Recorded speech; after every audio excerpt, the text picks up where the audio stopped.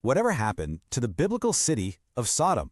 Was it really destroyed just as it happened in the Bible? Today we're looking at Sodom's fiery end with helpful research from Catholic author and apologist Dave Armstrong from his terrific book, The Word Set in Stone.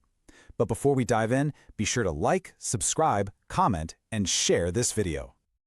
All right, let's just dive right in. For thousands of years, this passage from Genesis has given us one of the most vivid and frankly terrifying images of destruction imaginable. You've got a bustling city, just gone, wiped off the map in a storm of fire and brimstone. Now, it's an incredible story, no doubt. But is that all it is? A story? Or is it possible that it's a memory of a real-world disaster passed down through the ages? Well, that's the mystery we're getting into today. So to really get to the bottom of this, we've laid out a kind of roadmap for our investigation. Let's look at 5 big ideas. First, we're going to tackle the enduring mystery of Sodom itself. Second, we'll join the hunt, the archaeological search for this lost city. Third, we'll zoom in on the leading candidate, a place called el-Hammam. Fourth, we are going to look at the mind-blowing evidence of a cataclysm that was found there. And finally, fifth, we'll try to connect the dots between fire, brimstone, and modern science. Okay, so our investigation really starts with what you could call a historical cold case. For centuries, scholars, theologians, explorers, they've all been fascinated by the story of Sodom. It's a tale that's echoed through time, but whether it's rooted in any kind of reality, well, that's always been up for a very heated debate. And that really brings us to the core question, the one that drives this whole thing. Are we dealing with an actual historical event, or is this just a powerful myth, a cautionary tale meant to teach a lesson? The answer, it turns out, isn't just in old books. It's buried under centuries of dirt in the Middle East. So, for archaeologists, trying to find Sodom has been, well, a huge challenge. I mean, if it was a real place, where do you even start looking? For a very long time, the search was all over the map, with different theories and not a whole lot of solid clues to go on. For most of the last 100 years or so, the consensus pointed south. Archaeologists spent a lot of time digging around the southern end of the Dead Sea, thinking that had to be the spot. But here's the thing, an even older theory, one that was actually the mainstream view for centuries before that, pointed in a totally different direction, north. And just recently, that northern theory has come roaring back. And the new focus of all this excitement? It's a site in modern-day Jordan called Tell el-Hammam. Since 2006, a team led by archaeologist Steven Collins has been digging at this massive ancient ruin. And believe me, what they've been finding has been a complete game changer. It really suggests they might have finally found the infamous lost city. So what is it about this place? Why are archaeologists so convinced? Well, let's build the evidence profile, piece by piece, and you can see for yourself why Tell el-Hammam is such a powerful candidate for Sodom. First off, the sheer amount of geographical evidence is just staggering. The team has identified 25, that's right, 25 specific geographical markers that line up with the Bible's description of Sodom's location. Now, to put that into perspective, the undisputed site of ancient Jerusalem only has 16. That means Tell el-Hammam fits its biblical description better than almost any other city in the Old Testament. So what kind of clues are we talking about? Well, the Bible says the area was visible from the hills near Jericho. Check. It's called a well-watered place. Check. It's right there in the Jordan River Valley. It says a river runs through it. That would be the Jordan River. Check. It had to be on an eastward travel route for Lot. Check again.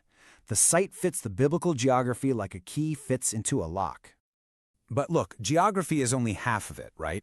The timing has to be right too. And guess what? It is. The archaeology shows that Tell el-Hammam was a huge, thriving city, but then it was suddenly and violently destroyed sometime between 1750 and 1650 BC. And that date, it lands squarely in the accepted time frame for the patriarch Abraham. So the location fits and the timing fits. The case is already pretty compelling, but this is where the story takes a dramatic turn. The team at Tell el-Hammam didn't just find a city that fits the description of Sodom. They found a city that was wiped out by a force that is almost impossible to imagine, what scientists now call a massive, high-heat, explosive event. And listen, this wasn't just the end of one city. The evidence points to a single catastrophe that scientists call the Middle Gore event. It instantly leveled an area of about 500 square kilometers and wiped out an entire civilization, somewhere between 40 and 65,000 people, all at once.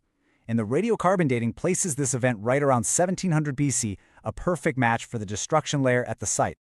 So what on Earth, or maybe from above it, could cause that kind of instantaneous, widespread destruction?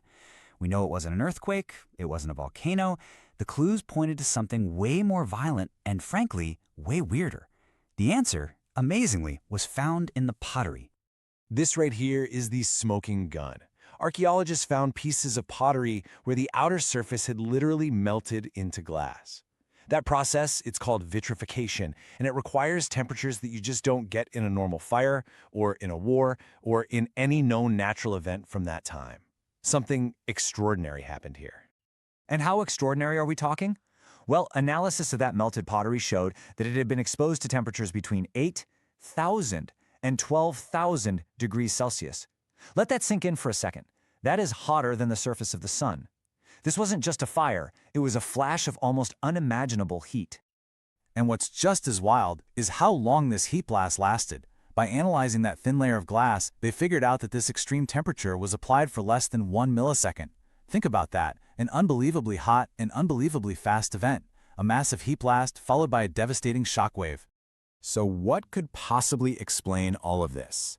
After looking at the melted pottery, the widespread destruction, the shockwave evidence, the research team came to a truly startling conclusion. The only thing that fits all the facts is a meteoritic airburst. Basically, a cosmic object like a meteor or a small asteroid exploding high up in the atmosphere right above the city. And this brings us to our final and maybe the most fascinating part of all this. We have a scientifically documented cosmic explosion that destroyed a city, right where the Bible says Sodom was, and right around the time the Bible's timeline suggests it happened.